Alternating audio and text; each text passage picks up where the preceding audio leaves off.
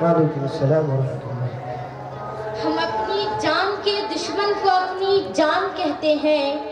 हम अपनी जान के दुश्मन को अपनी जान कहते हैं। मोहब्बत के इसी मिट्टी को हिंदुस्तान कहते हैं। जो दुनिया में सुनाई दे उसे कहते हैं खामोशी, जो आंखों में दिखाई दे उसे तूफान कहते हैं। ये जो दीवार का सुराख है साहब, ये जो दीवार का सुराख है, चाइना, अमेरिका और पाकिस्तान साजिशों का हिस्सा है, मगर हम इसे अपने घर का रोशनदान कहते हैं, अपने घर का रोशनदान कहते हैं। परम सम्माननीय निर्णायक मंडल के सदस्यों, सभा में उपस्थित सभी गणमान्य व्यक्ति, मैं तोहफा मुशीर देश प्रेम और रश्नमान के उपलक्ष्य पर आप सभी के सामने अपने विचारों को साझा करना चाहती हूँ। आजादी, आजादी का असली मतलब तो वही समझ सकता है जिसने कभी गुलामी की होगी। हम सौभाग्यशाली हैं कि हमने स्वतंत्र भारत में जन्म लिया। यूं तो आजादी की लौ 1857 में ही जल चुकी थी, जो वर्षाल बनकर 1947 को हमारे भारत को आजाद कराती है। प्राचीन, मध्यकालीन और वीरान भारत के उदाहरणों से मैं ये स्पष्ट करना चाहती हूँ कि जब हम फिरंगियों के फेरे में फंस गए थे तो हमारे रंग बसंती चोला की एक आवाज पर टोली की टोली उमड़ पड़ती थी और हमारे इनकलाब जिंदाबाद के नारे से खून में आने वाला 5-5 डिग्री का तूफान अंग्रेजी शासकों की जड़ों में तूफान ला देता था। तब लोग मर जाते थे, मिट जाते थे, फांसी चढ़ जाते थे, तो वो भी अपनी देशभक्ति साबित कर रहे होते थे। उसके बाद 62, 65 और 71 के युद्धों में अपना सुहाग गवा देने वाली औरत, जब घर के हालात ये हो जाया करते थे कि प्यार भी भरपूर गया, मांग का सिंदूर गया, प्यार भी भरपूर गया, मांग का सिंदूर गया, नन्हे नौनिहालों की लंगोटियां चली गई, छोटी छोटी बेटियों की चोटियां चली गई, बाप की कमाई गई, भाई की पढ़ाई गई, एक ऐसा विस्फोट हुआ पता ही नहीं चला जिस्म की कई बोटियां गई। और आपके लिए एक इंसान मरा है साहब, किंतु मेरे घर की तो रोटियां चली गई, मेरे घर की तो रोटियां चली गई। वाले हालात पैदा हो जाने के बावजूद भी एक माँ अपने बेटे को सरहद पे दुश्मनों की धज्जियां उड़ाने के लिए भेज दिया करती थी और ये पत्र लिखकर भेजा करती थी कि अम्मा ने खत लिखा है बड़े चाव से, अम्मा ने खत लिखा है बड़े चाव से, पुत्र मेरे न घबराना, एक इंच न पीछे हटना, चाहे इंच इंच कट जाना, चाहे इंच इंच कट जाना। इसी तरह पूरा परिवार अपनी देशभक्ति साबित कर रहा होता है, तब देश बलिदान मांगता है, तब देश लड़ जाने को कहता है, तब देश मर जाने को, मिट जाने को, फांसी चढ़ जाने को कहता है। किंतु आज देश लड़ जाने को नहीं कहता, आज देश मर जाने को, मिट जाने को, फांसी चढ़ जाने को नहीं कहता, बल्कि मेरे विचार में है कि यदि कोई व्यक्ति अपना काम पूरी ईमानदारी और पूरी लगन से करे ना, तो वही सबसे बड़ा देशभक्त है। मैं नहीं मानती कि फेसबुक और व्हाट्सएप के डीपी को 3 रंग में रंगना ही देशभक्ति है।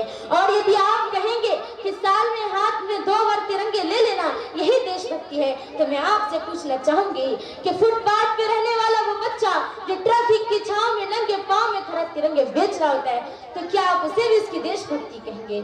नहीं, ये देशभक्ति नहीं, बल्कि उसके पेट की भूख की शक्ति है जो उसे ऐसे करने पर मजबूर कर रही है।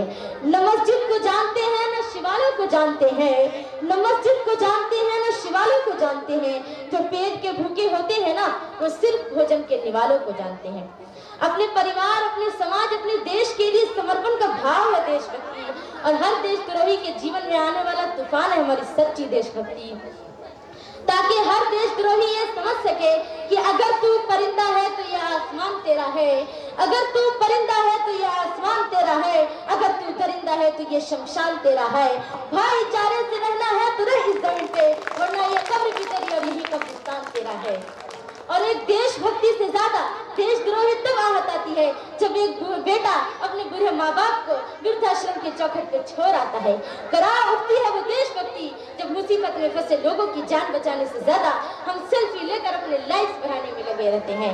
आज के दौर में वो युवा जिनके ऊपर जिम्मेदारी है अपने परिवार, अपने देश और अपने समाज की आशाओं को बांधे रखने की, वही युवा आज 4x4 इंच की छोटी स्क्रीन पर अपनी कोमल उंगलियों के घर्षण मात्र से अपनी भावनाओं की मौजी भेज रहे हैं। 4 बोतल वोट का काम मेरा रोज का, यानी भारत का भविष्य तबाह कर रखा है।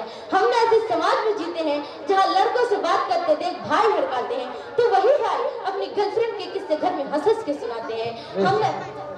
मैं बता दूं कि महिला सुरक्षा आज भी चौथे नंबर पे आती है और हमने ऐसे समाज में जीते हैं जहां पत्थर की मूरत को लगते हैं 56 लोग और भूखे नंगे तड़पते सो जाते हैं लोग, भूखे नंगे तड़पते सो जाते हैं लोग।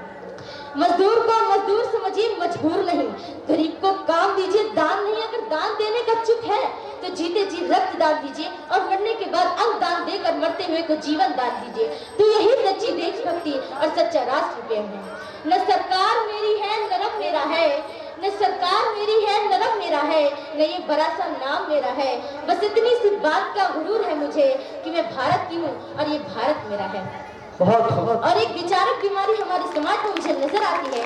कहा जाता है कि हम सबसे बड़े लोकतंत्र हैं जहां हिंदू मुसलमान पैदा होते हैं, लेकिन बदकिस्मती तो ये है कि यहाँ इंसान पैदा नहीं होते। और हमारे राष्ट्र निर्माण के लिए हिंदू और मुसलमान की नहीं बल्कि अच्छे इंसान की जरूरत है, अच्छे इंसान की जरूरत है। जरा सोच कर देखिए, पेड़ पौधे और शाखाएं भी परेशान हो जाए जब परिंदे भी हिंदू और मुसलमान हो जाए।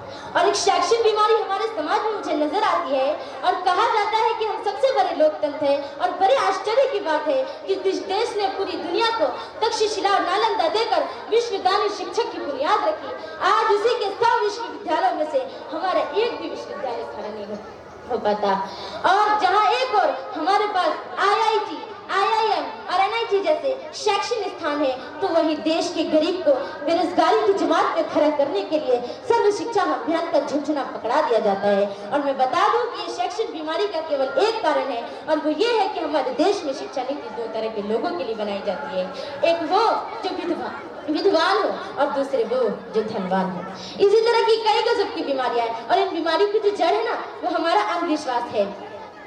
हमारी संस्कृति, हमारी सभ्यता को दुनिया ने शीश नवाया है, तो क्यों हमने आस्था के नाम पे अंधविश्वास फैलाया है। हमारा राष्ट्र निर्माण तब तक संभव नहीं हो सकता जब हम महिलाओं की पूजा नहीं बल्कि उनकी इज्जत करेंगे। हमारा राष्ट्र निर्माण तब तक संभव नहीं हो सकता जब तक हम जाति का दर्शन नहीं बल्कि क्षमा जैसी शक्ति का अनुवाद करेंगे। हमारा राष्ट्र निर्माण तब तक संभव नहीं हो सकता जब तक स्वच्छ भारत में केवल सरकार ही नहीं बल्कि सड़क पर चलने वाला हर एक नागरिक हाथ बटाएगा, स्वच्छ भारत और स्वर्ग भारत को दिल से अपनाएगा। हमारा राष्ट्र निर्माण तब संभव होगा जब एक नागरिक नैतिक रूप से सटीन, चारित्रिक रूप से भ्रष्ट, मानसिक रूप से दिवाले, राजनीतिक रूप से गंदा, धार्मिक रूप से अंधा, शैक्षिक मान्य मूल्यों के आंकड़ों में जिन्न शिन्न पैपन्ने में अखंड भारत को खंड खंड करता रहेगा, तब तक इस देश का राष्ट्र निर्माण संभव नहीं हो सकता।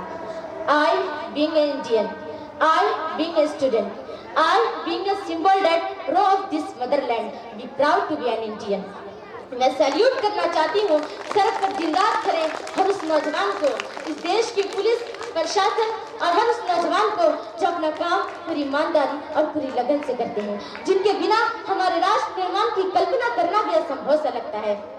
और आज इस मंच पर पूरी जिम्मेदारी के साथ मैं भारत की बेटी ये कहना चाहूंगी कि हमारा राष्ट्र निर्माण तब तक संभव नहीं हो सकता जब तक हम सब मिलकर प्रयास करेंगे, क्योंकि ये हमारे देश की जिम्मेदारी नहीं है हमें आगे ले जाने की, बल्कि हमारी जिम्मेदारी है अपने देश को आगे ले जाने की, अपने वतन को आगे ले जाने की, अपने राष्ट्र को आगे ले जाने की। और अंत में मैं बस इतना ही कहना चाहूंगी कि मेरा हिंदुस्तान महान था, महान है और महान रहेगा। मेरा हिंदुस्तान महान था, महान है और महान रहेगा। हौसला सबके दिलों में बुलंद हो, एक दिन तो पाकिस्तान भी जय हिंद कहेगा। पाकिस्तान ही क्यों, सारा जहां जय हिंद कहेगा, क्योंकि सारे जहां से अच्छा हिंदुस्तान हमारा, हम बुलबुलें हैं इसकी, यही गुलसिता हमारा। बहुत बहुत उम्दा।